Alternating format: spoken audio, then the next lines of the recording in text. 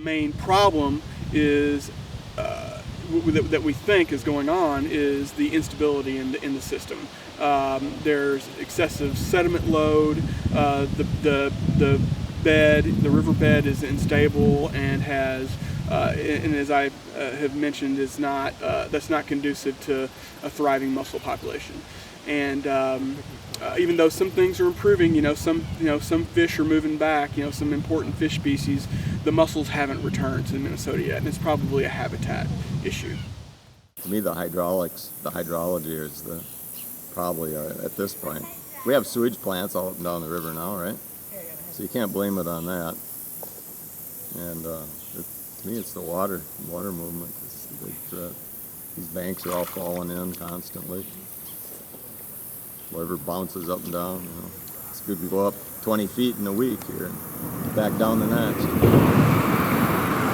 I don't know, anything survives, tell you the truth.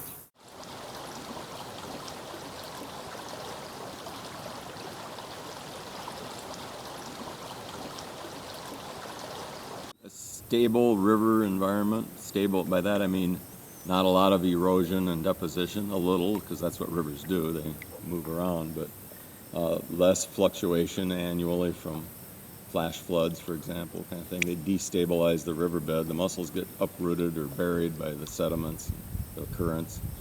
And especially when juveniles are falling from the fish trying to start their lives, they need a stable environment to start growing up in.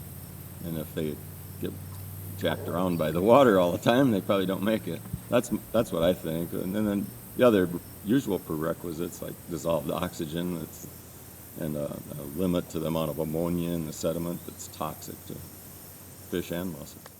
Additionally, one of the things that we overlooked is that given their life cycle, they have to have a healthy fish community to reproduce. So if the fish aren't there, if the right fish aren't there at the right time of year, they won't be able to reproduce, and you've got to have that for a healthy mussel assemblage.